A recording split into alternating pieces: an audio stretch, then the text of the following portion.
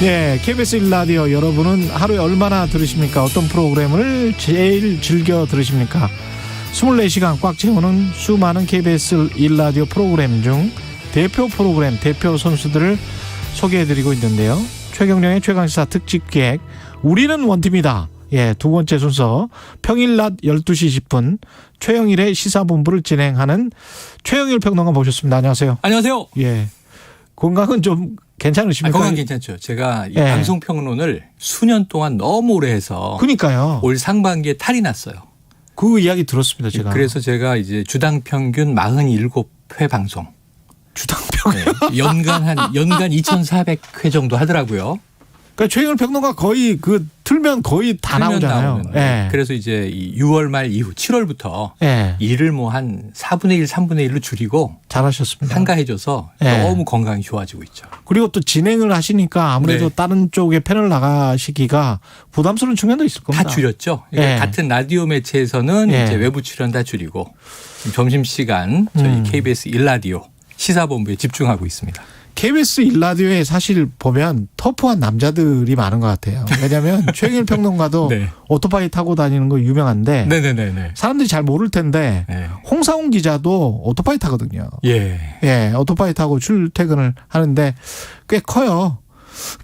꽤 큰 오토바이를 타고. 그러니까 이제 예. 요즘에 뭐 이 바이크, 모터사이클을 레저로 즐기는 아재들이 많아요. 예. 이거 젊은이들은 그냥 스쿠터 타고 막 이제 일하러 다니는데 예. 이렇게 중년 아저씨들이 되면 로망이 있어서 그런지 그게 1000cc 이상 대형을 타는 분들이 있는데 저는 예. 중형이거든요. 800cc 때인데 800cc 때. 이거 오직 전 젊을 때는 전혀 로망이 없었어요. 오토바이에. 예. 근데 50 넘어서 생방송 시간 맞추려고 사륜차가 서울은 많이 밀리지 않습니까? 그것도 있구나. 예, 그래서 이륜차 면허 따고 이제 예. 너무 대형은 자동차랑 진배가 없어서 예. 메리트가 없습니다. 그래서 근데 그 이륜차 면허뿐만이 아니고 탐정 면허증도 있으십니다. 이분이. 아니 그거는요. 예. 우리가 사건 사고 많이 다루잖아요. 예. 제가 뭐 사법고시 쳐서 변호사 자격은 못 따겠고 예. 우리 경찰관들이 나오셔서 수사에 대해서 많은 이야기를 해 주시는데 예. 흉내라도 내야 되니까 경험해보지 못한 자가 평론을 하면 겉도는 얘기를 하게 되잖아요. 그렇죠. 그래서 한번 저도 이게 어떻게 되는 건지 보자. 그러고 사설탐정 자격증들이 몇 개 있어요. 국내에. 예. 그냥 8주 교육 받고 뭐 지문 연출하는 것도 배우고 몽타주 작성하는 것도 배우고. 약간 이 경찰. 예. 그래서 원래는 탐정이라고 부르면 안 됐죠. 국내에서는 이게 민간조사원 자격증인데 민간 조사원 자격증. 예. 최근에 이제 탐정이라는 말을 쓰도록 허용이 됐고 나가서 탐정 관련 이 법이 빨리 제정될 필요가 있습니다. 정치 평론하기 위해서 탐정 자격증 받으신 분이네요. 네, 사건 사고 평론하려고. 또 이 정치와 사건 사고가 다 연관돼 있잖아요. 그렇죠. 우리나라는. 네. 사건 사고나 정치 평론은 언제부터 하셨습니까? 어떤 계기로? 그러니까 저는 전업 평론은 딱 10년 됐습니다. 예. 2013년 2월에 직장 생활에 사표를 내고 예. 2013년 3월부터 박근혜 정부 초기죠. 예. 2012년 12월 대선 끝난 직후에 그 종편들이 많이 생기면서 그렇죠. 평론가 수요가 많아져서 방송도 계속 불림을 받고 직장 생활을 병행하자니 힘들어서 한번 새로운 도전을 해봤는데 시장을 잘 보셨네. 지금 만 10년 동안 저는 진입 타이밍이 좋았고요. 진입 타이밍 아주 좋았는데. 지금 평론가들이 너무 없어요. 풍부해요. 초기에는 많은 분들이 뭐 교수 출신, 정치인 그렇죠. 출신, 뭐 전직 정치인 출신들은 지금도 많이 나오십니다만. 예. 그래서 많은 분들이 물어보세요. 어떻게 해야 평론가가 되나요인데 예. 보통 언론 출신들이 많으시고 그렇죠. 정치권 출신들이 많으시고 변호사들 많으시고. 예, 그리고 변호사, 법조인 많고 학계 출신. 맞습니다. 학자들, 교수님들 교수들 많으시죠. 이분들도 많으신데 예. 저는 특이하게 한 20년 비즈니스를 하다가 사업. IT 벤처 사업을 하다가 예. 넘어온 케이스인데 좀 더 다양한 경험을 한 평론가들이 많아질 필요도 있다. 그렇습니다. 네. 예. 이 평론가로서 대장동 개발 의혹, 네네. 고발 사주 의혹 네. 어떻게 보시는지 참 궁금하네요. 지금 어제 김만배 씨 이제 구속영장 기각됐잖아요. 그랬죠. 검찰이 이제 부실 수사 논란 받고 오늘부터 또 야당은 특검 얘기 세게 할 텐데 예. 제가 보기에는 이건 여당은 야당 게이트다. 야당은 여당 게이트다. 우리 사회는요 좀 정치 과잉이다. 좀 심해요. 예, 뭐 네. 정치가 다 모든 문제의 이제 핵심인 것처럼 얘기하지만 결론은 그 중간에 회색지대에서 끝난다 분명히. 맞습니다. 그런데 이 대장동 사건의 핵심은 예. 이거는 법조 카르텔 예. 그리고 이제 부동산 개발 사업자들의 기득권 이게 결합해 있는 게 핵심이고 구조적으로는 분명히 예. 그겁니다. 여기 예. 여야 정치인들은 어떤 이제 떡고물을 얻어먹었거나 예. 뭘 이제 로비를 받고 도와줬거나 예. 누가 이제 여기 관련자들인가는 주변적인 문제인데 주변 문제를 핵심에 끌어다 놓으니까 핵심을 못 찾고 있어요. 그러니까 그렇습니다. 어제 기각의 이유도 말만 믿고 수사를 한 거냐 돈의 흐름은 왜 파악 안 했느냐. 그러니까 돈은 거짓말을 하지 않는다. 그렇죠. 돈의 흐름을 추적해야 되는데 이건 지금 부실해요. 근데 계좌 추적을 왜 안 하고 계좌 있는 추적을 안 했을 뿐만 아니라 예. 이게 유동규 전 본부장 구속 때 8억 뇌물 중에 5억이 화천대유에서 간 건데 그렇죠. 4억은 수표다라고 했는데 이게 아닌 걸로 드러났잖아요. 그러니까 그거 현금이었어요. 이렇게 말을 바꿨어요. 또 5억이 다 검찰이. 현금으로 받았습니다. 예. 근데 입증은 못했고 예. 그때 주장했던 4억의 수표는 남욱 변호사로부터 나왔고 그러니까 이게 지금 이 부실화돼 있다라고 볼 수밖에 없는 일들이 뻥뻥 터지고 있는 거죠. 처음부터 그리고 뇌물을 4억을 수표로 주는 사람이나 받는 사람이나 이게 네. 말이 됩니까? 그냥 추적이 되는데. 그리고 이제 야당 입장에서는 예. 이 허가권을 당시에 쥐고 있었던 성남시장을 의심할 수도 있어요. 예. 본부장이 구속됐으니까 그럼요. 윗선 있는 거 아니냐. 예. 근데 그와 그보다 더 비중 있는 의혹을 돈이 나온 것으로 돌아가지 않았을까? 그럼 전주에 대한 의혹도 그렇죠. 예. 이 여러 가지 가능성 중에 주요한 하나로 놓고 파야 되는데 지금 이 전주와 관련된 이야기는 없단 말이에요. 게다가 이게 2015년 그때부터 시작된 사건인지 그렇습니다. 개발 인허가가 날 때 그때 예. 민관합동 개발 인허가가 날 때부터 시작된 사건인지 아니면 2011년 저축은행 또는 2009년 네. 그 남욱 변호사가 한참 그 땅을 매입할 때 그때부터 시작된 건지 그렇죠. 알 수가 없어요. 그 시점을. 그게 추적 가능한 게 예. 저희 이제 점심시간 때 시사본부에서 예. 우리 저녁에 하는 그 라이브 진행자 주진우 기자. 예. 주진우 기자를 또 품앗이를 했어요. 아, 그렇군요. 그래서 그랬더니 이 대장동을 2000년대 초반부터 기자 시절에 취재를 해서 이거는 이재명 성남시장 등장 이전에 그렇죠. 민간 개발이 여러 차례 시도됐고 예. 심지어 LH 주도로도 했고 그렇죠. 근데 이제 이명박 정권 때 야 LH 빠지세요. 예. 민간 수익을 왜 공공이 건드립니까? 그래서 이제 민간 중심으로 가다가 몇 번 엎치락뒤치락 바뀐 과정이 있거든요. 그게 2009년 6월 말에 LH 네. 빠져 해서 LH가 공식 선언해요.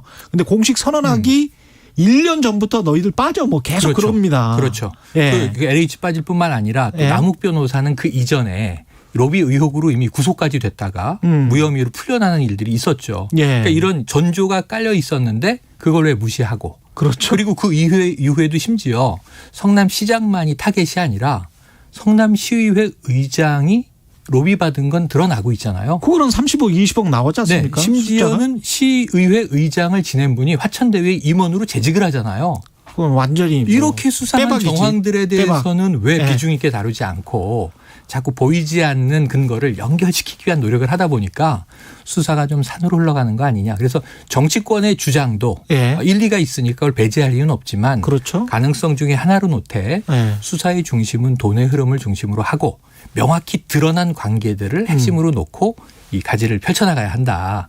명확히 네. 드러난 관계는 또 그 30억, 20억뿐만이 아니고 곽상도 아들의 50억이 있고 맞습니다. 박영수 특검의 인척이 하는 분양 대행 업체가 100억을 가져갔단 그렇습니다. 말이죠. 네. 그리고 박영수 특검은 50억 클럽의 당사자로 지금 국회에서 폭로가 됐고 네.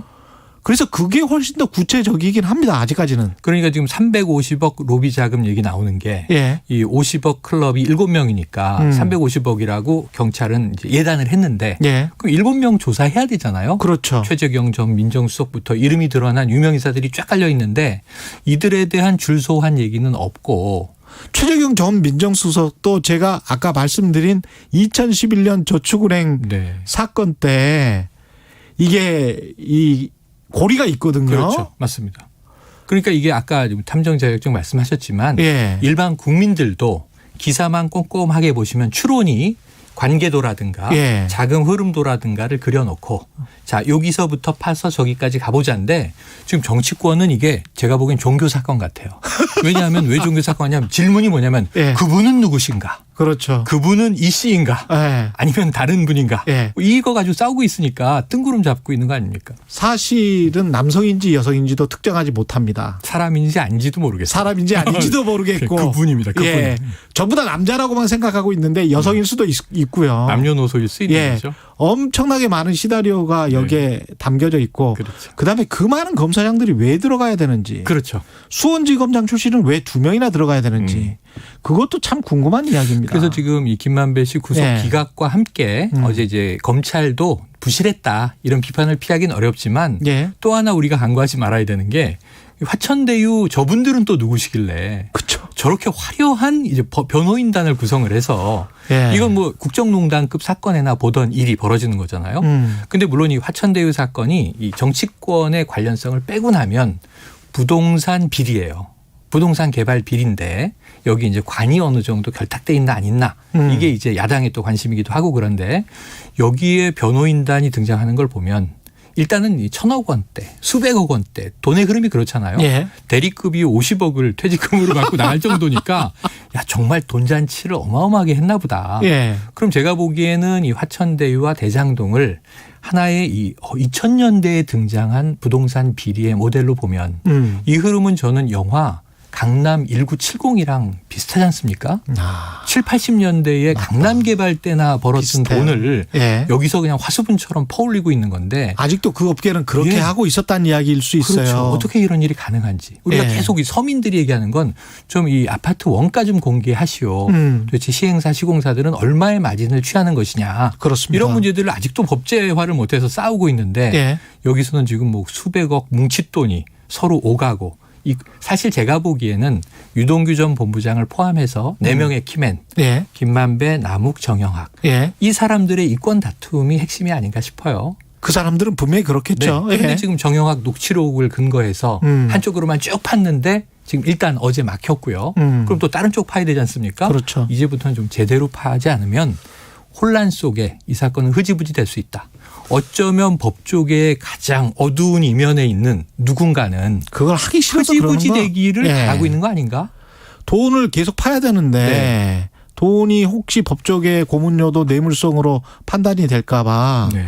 그래서 두려워하고 있는 거 아닌가 그런 생각도 좀 아니, 듭니다. 그런 우려를 다수 국민이 하고 있는 거죠. 그러니까요. 예. 예. 이거 뭐 설계자가 이재명 지사냐 아니냐가 이제 야당의 논점 중에 하나지만 그건 별도로 하더라도 진짜 또 설계자가 어둠 속에 숨어 있는 것은 아닌가. 그러니까 우리나라에 이런 그 로비와 관련된 예. 영화들이 많잖아요. 예. 뭐 내부자들을 비롯해서 국민들은 아니 저건 영화야. 그런데 현실이 영화보다 더하는 걸 자꾸 보게 되니까 이 의심의 바닥이 끝이 없어지는 것 같아요. 고발 사주 의혹은 지금 현재로는 어떻게 평가를 하세요? 고발 사주 의혹은 또 이제 어제 터져 나온 예. 그 법원에서 징계 예. 2개월 정직은 정당했을 뿐만 아니라 면직까지 가능한 사유였다.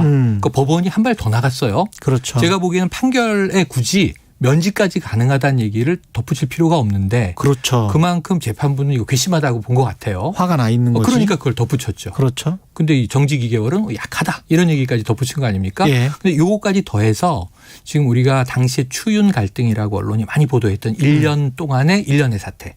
그러니까 지난해 1월에 추미애 법무부 장관 등장하고 추윤 갈등 쭉 이어졌잖아요. 근데 연말에 가처분 신청에서는 이제 검찰총장이 다 이기면서 예. 임기 채우겠네 했는데 본인이 나왔지 않습니까? 근데 윤석열 후보는 이제 엊그제 토론에서도 그냥 쫓겨났다. 이런 얘기를 해요. 예. 그런데 이제 본인이 사직을 한 것이 이제 팩트인데 그 당시 지난해 초 추미애 법무부 장관 당시에 1년의 수상한 정황이 요즘 나오고 있는 거죠. 하나는 고발 사주. 그래서 이제 이 검찰총장 내외와 한동훈 검사장이 명예훼손을 당했다. 이 검찰이 직접 인지수사하기는 조금 부끄러웠는지 예. 야당을 통해서 고발하도록. 그럼 검찰은 수사하기 싫은데 억지로 하는 것처럼 하겠다. 이게 김웅 의원의 이제 녹취에서 그렇죠. 나온 거고요. 예. 근데 그 전에 3월 달의 정황도 연결시켜야 돼요. 뭐냐면 이 장모 관련 대응 문건이 하나 나왔고. 그렇죠. 그다음에 장모 관련 변호 문건이 또 나옵니다. 그렇죠. 여기에 고발 사주까지 나오니까 예. 이게 3, 4월에 붙어 있는 시리즈고 그다음에 이제 이런 내용들을 포함해서 당시 검찰총장이 뭐 이게 권력을 사유화하는 거 아니냐. 검찰 조직을 또 너무 이제 총장 개인적인 문제를 덮는 데 동원하는 거 아니냐. 요 가족 의혹 문제가 징계 사유에 감찰 사유에 포함됐었단 말이죠. 예. 그 1년 동안의 이 윤 총장 재직 시절의 문제들을 우리가 좀 다시 바라보는 계기가 되고 있는 거 아닌가. 시간이 아쉽네요. 예. 네. 자세한 이야기는 최영일의 시사본부에서 또 네. 전문가들을 모시고 제가 예. 털도록 하겠습니다. 예. 지금까지 KBS 1라디오 최경영의 최강 시사였습니다. 고맙습니다.